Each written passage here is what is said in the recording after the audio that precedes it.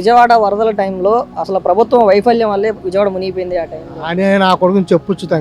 బుడమేరుని అసలు ఫస్ట్ ఎవరు పట్టించుకోవాలి? పోయిన ప్రభుత్వం ఏం చేసిందండి? ఏం చేయలేదు. బుడమేరు వచ్చిన దానికి ఎవరేం చేస్తారు? నువ్వేం చేస్తావు, నేనేం చేస్తాను? చంద్రబాబు నాయుడు ఇంట్లో నీళ్ళు తీసుకొచ్చి వదిలాడే ఏంటి? చంద్రబాబు నాయుడు గారు 3 సార్లు మక్కన పడ్డారు. పడవలోనే మా సందుల్లోనే తిరిగారు. చాలా కష్టపడ్డారు. ఈ వరదల్ని అడ్డం పెట్టుకుని కోట్లు వెనకేసుకుంది ఇప్పుడున్న ప్రభుత్వం చెప్తున్నారు. అది వేస్ట్ మాట. అది తప్పండి, ఆ మాట మాట్లాడకూడదు. ఎవరైనా జగన్ వచ్చాడా మీకు వెళ్ళి? ఆడ బంద వస్తే నిరికేసిన వాళ్ళందరూ జనం అందరూ గెలిపి రాడాడు. రాలేదండి. ఆ తోకలేని కోట్ల గురించి మనం ఆలోచించాలంత అవసరం లేదండి. మునిగిపోయిన ప్రతి ఇంటికి 20,000 25,000 ఇచ్చారంట. వచ్చాయి అది అందరికి పడ్డాయండి. అందరికీ సంగతి కదా, నాకు వచ్చింది 5,000 ఇస్తే గొప్ప ఆడైతే ఇది కాబట్టి 25,000 ఇచ్చాడు. ఆ టైంలో అయితే ప్రభుత్వం బాగానే పనిచేసింది. బాగా. అలాంటి ముఖ్యమంత్రి మళ్ళీ దొరకటం కష్టం. గవర్నమెంట్ మాత్రం నెంబర్ 1 చేసిందండి. అంత వయసులో కూడా పాప తిరిగి మా సాయం చేశాడమ్మా.